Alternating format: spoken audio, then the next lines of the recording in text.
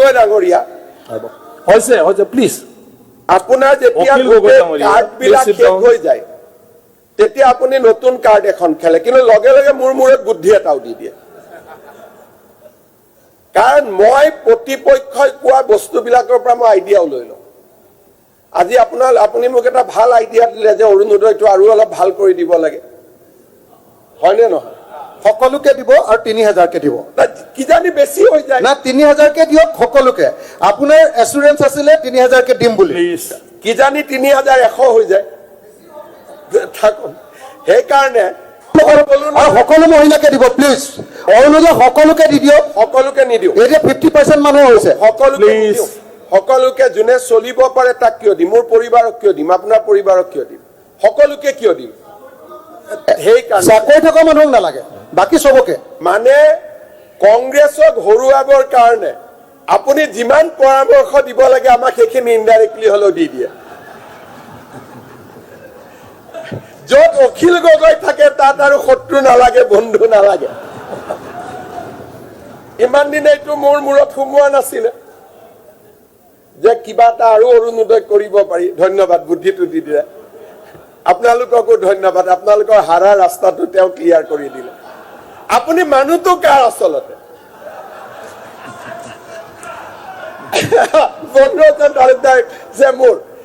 এতিয়া মনোৰঞ্জন তালুকদাৰে মাল শব্দটো ব্যৱহাৰ কৰি গৈছে অধ্যক্ষ মহোদয়ে এক্সপান্স কৰা নাই আপুনি মাল শব্দ এটা কৈছিলে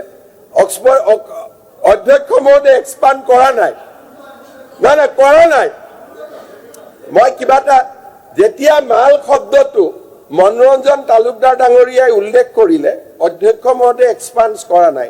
তাৰমানে হাউচত এইটো শব্দ ক'ব পাৰি গতিকে অখিল গগৈ মালটো কাৰ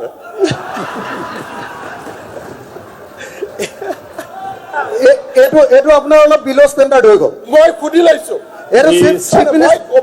আপুনি যেতিয়া চিফ মিনিষ্টাৰ আসনৰ পৰা অলপ বিলো ষ্টেণ্ডাৰ্ড হৈ গ'ল ঠিক আছে এইটো আপুনি নিজে নিজে উঠাই লওকচোন নিজে উঠাই লওক দেখিবলৈ অধ্যক্ষ মহোদয় অধ্যক্ষ মহোদয় এক্সপাণ্ড কৰিম বুলি কৈ দিয়ক প্লিজ কৰি দিছো অধ্যক্ষ মহোদয় সাংবিধানিক মৰ্যাদাটো তললৈ নামিছে এক মিনিট মই নিজে বুজি এইটো কাটি দিয়ক শব্দটো শুনি লওক মনোৰঞ্জন তালুকদাৰে কোৱাটো উঠাই দিয়ক মই কোৱাটো উঠাই দিয়ক মোৰ কোনো আপত্তি নাই মই কোৱাটো মালটো টকা মাল ইজ নট আনপাৰ্লিয়ামেণ্টাৰী ৱৰ্ড আপনাৰ মালটো পাৰ্লিয়ামেণ্টাৰী ৱৰ্ড হয় প্লিজ আপনাৰ পুলিশে মালটো খাব সেইটো মাননীয় অধ্যক্ষ মহোদয় এতিয়া 1 জানুৱাৰীত মোৰ প্ৰেছ কনফাৰেন্সখন আপোনালোকে মনত ৰাখিব তেখেতে অখিল গগৈ ডাঙৰীয়াই ব্যক্তিগতভাৱেতো মোক পৰামৰ্শ নিদিয়ে কথা বাৰ্তা কম পতা যায় সেইকাৰণে এনেকুৱা মঞ্চৰ ব্যৱহাৰ কৰি হলেও তেওঁ মোক কিছু পৰামৰ্শ দি দিয়ে যাতে কংগ্ৰেছ বিলাকৰ দুৰ্গতি হ'ব পাৰে আৰু এলায়েন্সৰ মিটিঙত গৈ বিয়া বাৰুৰ কথা পাতি দিব আজিলৈকে কোনবাই শুনিছেনে ইমান ডাঙৰ এলায়েন্সৰ মিটিঙত আৰে তেখেতৰ বিয়া পাতক চৰকাৰ নাহিলেওতো তেওঁ বিয়া পাতিব লাগিব নহয় চৰকাৰ আহিলেহে কিয় বিয়া পাতায় ৰখি আছে চৰকাৰ নাহিলেও বিয়া কৰাব লাগিব মানে এটা প্ৰব্লেম কি জানে আপুনি যেতিয়া থাকে বেলেগে কথা ক'বলৈ ভয় কৰে গতিকে বিজেপিৰ ভিতৰত এনেকুৱা ঘৰুৱা কথাবিলাক নোলায় প্লিজ আমি সব মিলা প্ৰীতিৰে থাকো কাৰণে ঘৰুৱা কথা পাতো আৰু ঘৰুৱা কথাটোক আপুনি এনে পিজুচৰ জৰিয়তে ডাঙৰ এনে কৰি দিয়ে অলপ প্ৰসংগলৈ প্ৰসংগত যাব আপুনি পিজুচত যিটো দায়িত্ব দি থৈছে একদম কালিতো আমাৰ দেৱবৰ্তা আৰু মোৰ যিখন ৰুলাৰ চলাইছে সেইখন ৰুলাৰ প্লিজ মুঠতে মানুহে গালি পাইছে তাত এতিয়া আমি শেষ কৰিব লাগিব প্লিজ প্লিজ আৰু বহুত বিল আছে আমাৰ যেতিয়াই মই ক'লো অখিল গগৈ কাৰ মানুহ মনোৰঞ্জন তালুকদাৰে ক'লে আপোনাৰ মানুহ প্লিজ কিন্তু honorable MLA please sit down Talukdar ডাঙৰীয়া please silent sit down please এইটো মই লগাই দিছো দে আপুনি ভিডিঅ' চাওক অখিল গগৈ ডাঙৰীয়াই ভিডিঅ' চাব লাগে মই যেতিয়া ক'লো অখিল গগৈ কাৰ মানুহ মনোৰঞ্জন তালুকদাৰে আমাৰ ফালে দেখুৱাই দিছে জি একদম আপুনি আজি ভিডিঅ'টো চাব কিন্তু হ'ব। মনোৰঞ্জন তালুকদাৰ ডাঙৰীয়া অলপ ভুল কৰিলে, মোৰ ফালে দেখুৱাই দিছে, মই লাহেকৈ গুচি দিছো যাতে আঙুলিটো পীযুষৰ ফালে গুচি এইটো